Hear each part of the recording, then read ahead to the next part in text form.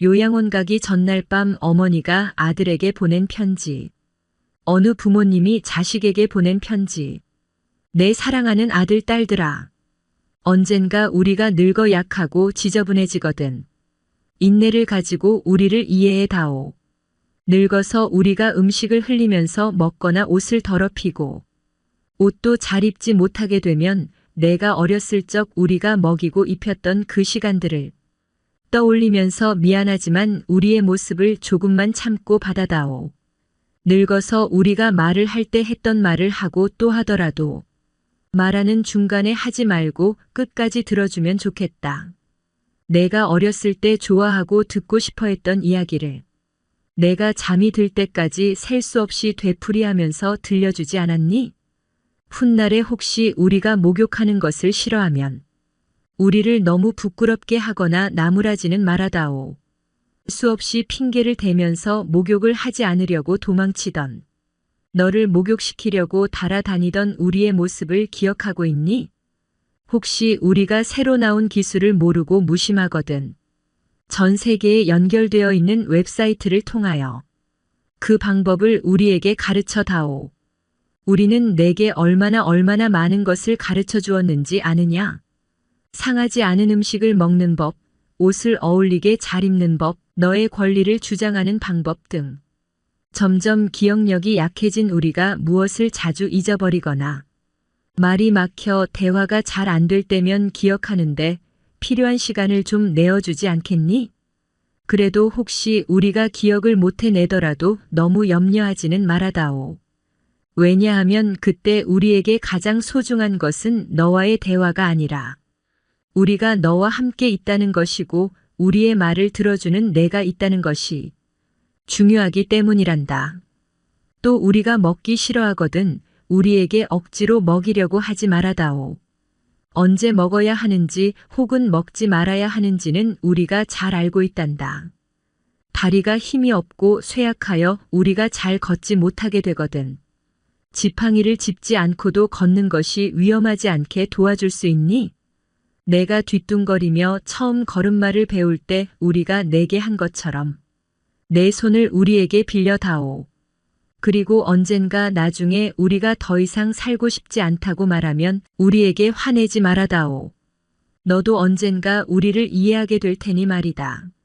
노인이 된 우리의 나이는 그냥 단순히 살아온 것을 이야기하는 것이 아니라 우리가 어떻게 생존해 있는가를 말하고 있음을 이해해 다오.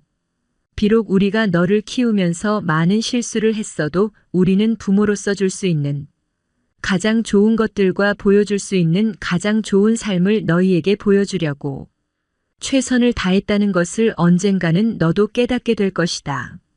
사랑한다. 내 사랑하는 아들 딸들아. 내가 어디에 있든지 무엇을 하든지 너를 사랑하고 요양원에 계신 어머니를 뵙고 쓴 편지. 경북 봉화의 한 시골에 98세 어머니와 74세 아들이 살고 있다. 아들은 노모를 모시기 위해 2020년 도시에서 산골로 내려왔다. 칠순인 아들 이병준이 구순 어머니를 모시는 일상을 연재한다. 편집자주. 인천에서 경북 봉화로 내려갔다. 며칠 전 봉화의 요양원에 입원 중인 어머니 면회를 신청했었다. 어머니는 내가 봉화의 고향집에서 모셨었다. 그러나 치료를 해야 할 상황이었다. 지난 여름에 병원을 거쳐 요양원에 모셨다. 비대면이지만 어머니를 뵐 수 있어서 너무 기뻤다. 더 기쁜 것은 어머니가 나를 알아보신 점이다. 또 표정도 밝으셨다.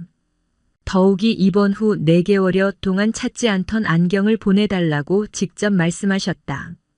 나의 눈에 이슬이 맺힐 정도로 감사했다.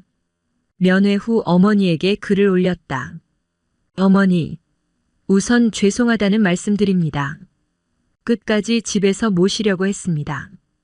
그러나 뜻과 맘대로 이루어지는 일이 아니었습니다. 2년간 어머니 곁에 있었지만 어쩔 수 없이 요양병원에 모시게 되었습니다. 새겨서 헤아려 주시길 빕니다.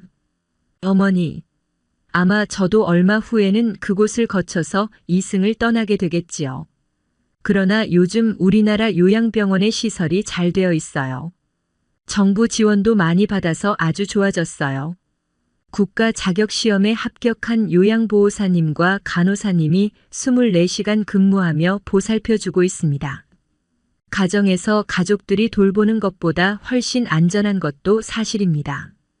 어머니, 그래서 주의하셔야 몇 마디 말씀드립니다. 일 함께 있는 분들이 잠자는 시간이나 잠들려고 하는 시간에는 조용히 하시면 좋겠어요. 이 의사 선생님, 간호사님, 요양보호사님의 말씀을 잘 들어주세요. 또 어려운 점은 주저하지 말고 요양보호사님께 말씀하셔서 불편이 없도록 하세요. 특히 대소변이나 기저귀와 옷 갈아입는 일도 마찬가지입니다. 삶 지나간 세월에서 안 좋았던 일보다는 즐겁고 기뻤던 일들을 기억하세요. 이산 가족 상봉이나 장손 진우가 태어나고 증손 선우가 태어난 일, 성당에서 영세명을 천주님으로 받은 일 등 여러 가지 좋은 일들이 그래도 기억에 남아있겠지요. 특히 문학세계에서 장한 어머니상을 저와 함께 단상에서 받으셨잖아요. 어머니 생애의 상도 처음이지만 오래 사니 이런 좋은 상 받는 일도 생긴다고 무척 기뻐하셨잖아요. 사시간이 좀 나면 집에 계실 때처럼 책을 읽으시고 걷기도 억지로라도 조금씩 하세요. 오전아 김실이나 훌륭한 어머니 덕분에 세상에 태어났고 건강하게 잘 자라서 지금은 큰 걱정 없이 살고 있어요. 저희 남매는 세상에서 가장 존경하고 사랑하는 분이 어머니입니다. 저는 다시 태어난다면 어머니의 엄마가 되겠습니다. 엄마가 저희 남매 키우면서 고생하신 만큼만 어머니에게 정성을 다하고 싶습니다. 육어머니 걱정하실 것 없지 않습니까? 어머니는 속병이 없어서 소화를 잘 시키잖아요. 98연세에 약간의 기억 상실이 있지만 비교적 정신이 건강하시잖아요. 요양보호사님은 양반이뿐이 치매로 정상적인 현상이라고 합니다. 크게 걱정할 일 아니라고 하니 걱정하지 마십시오. 칠어머니 안경 보내드립니다. 침상 머리맡에 놓아둔 책 어머니 봉양일기는 제가 쓴 책입니다. 어머니를 모시면서 쓴 일기를 모아서 책으로 엮은 것이니 시간 나는 대로 읽어주세요. 저는 책을 쓴 보람을 크게 느끼겠습니다. 8. 제가 시간 내서 보름에 한 번씩이라도 어머니 뵈러 가겠습니다. 어쨌든 심기를 굳건히 하셔서 편한 마음과 좋은 생각으로 하루하루 지내시길 비웁니다. 엄마가 자식 손자들 보고 싶듯이 저희들도 왜 안 보고 싶겠습니까? 각자 자기 생활과 직장에 얽매여 보고 싶어도 자주 찾아뵙지 못하는 실정을 조금은 이해해 주시길 빕니다. 다음 배울 때까지 건강하시길 빕니다. 엄마를 요양원에 보내는 딸의 계산된 꼼수. 죄송한데 더 이상 어르신을 못 모시겠어요. 더 좋은 곳을 알아보셔야겠어요. 이름도 더 좋은인 이곳 주간보호센터에서 엄마를 더 좋은 곳으로 모셔라는 전화가 왔다. 나도 엄마의 힘듦을 알기에 언젠가 올 것만 같았던 연락이었다. 그래서 처음 전화를 받을 때는 담담했지만 전화를 끊고 돌아서니 마음에 쿵하고 내려앉는 돌덩이가 제법 무겁고 아프다. 더 이상 갈 곳이 없다는 마음으로 세 번째로 옮긴 곳이 이 주간보호센터였다. 이제 또 다른 주간보호센터로 옮기는 일이 엄두가 나지 않는다. 그래서 나는 예전부터 은밀하게 속으로만 해오던 계산을 본격적으로 하기 시작했다. 엄마의 상황 가족을 수시로 찾지만 누가 가족인지 알지 못한다. 그래서 내가 딸이라 해도 아니라고 우기기 일쑤이고 대략 나를 비롯하여 자신을 돌보는 모든 여자들이 때로는 요양보호사 선생님이고 때로는 자신의 딸이고 가끔 자신의 엄마라 생각한다. 따라서 누가 돌보든 엄마에게는 가족과 따로 사는 슬픔이 추가적으로 발생하지는 않을 것이다. 또한 엄마는 자신의 집에 와서도 자신의 집이 아니라 한다. 따라서 요양원에 가서도 낯선 곳에 대한 추가적인 슬픔은 발생하지 않을 것이다. 센터와 집을 오가는 것이 엄마에게는 체력적으로 힘들고 내가 집에서 챙겨주는 음식이나 돌봄이 특별한 것이 없고 그저 약 먹이고 재우는 것이 거의 다이다. 오히려 요양원이 좀 더 체계적인 돌봄이 될 수 있다. 나의 상황 아침마다 엄마 옷을 갈아입히고 아침을 챙겨 먹이느라 지각 직전의 출근과 피로도의 무게는 상당하다. 저녁마다 엄마를 재우느라 가족과 함께하는 저녁 휴식은 물 건너가기 일쑤이고 새벽에도 끊이지 않는 엄마의 부름에 나의 잠은 대체로 반토막이 난다. 또한 평일 저녁이나 주말에 이벤트성 나들이나 나의 개인 일정은 거의 불가능하다.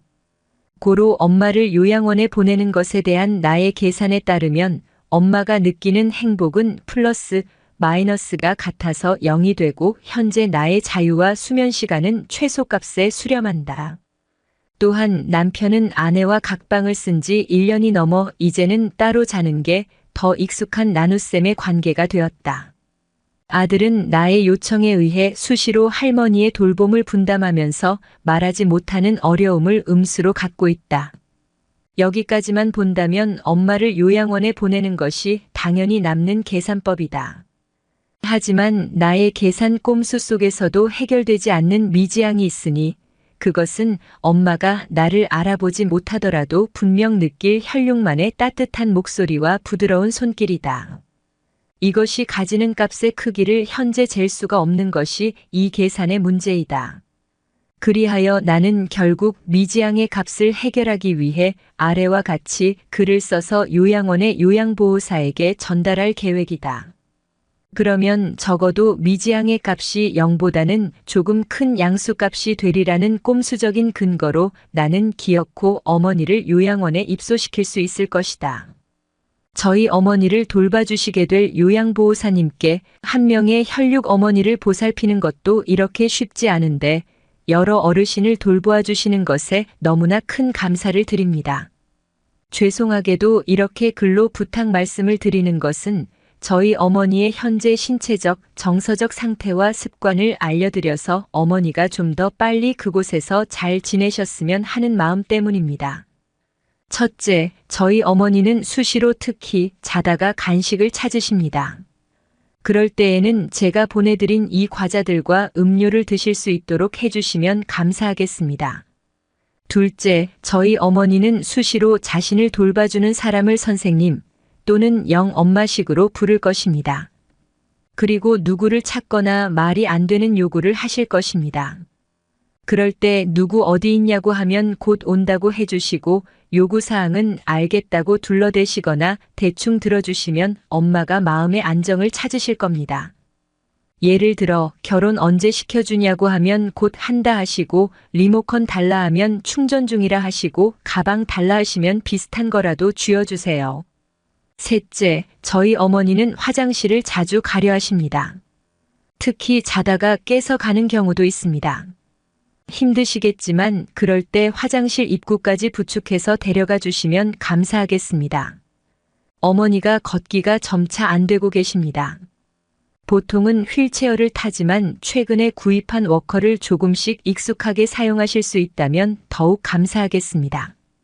어르신들을 돌보는 전문가이신 요양보호사님께서 알아서 해주실 것을 알지만 집에서 이런 패턴으로 생활하신 저희 어머니 상황을 말씀드리면 어머니가 낯선 곳에서 좀 더 불안하지 않고 즐겁게 적응하실까 하여 못난 자식이나마 이런 부탁 말씀을 드려봅니다.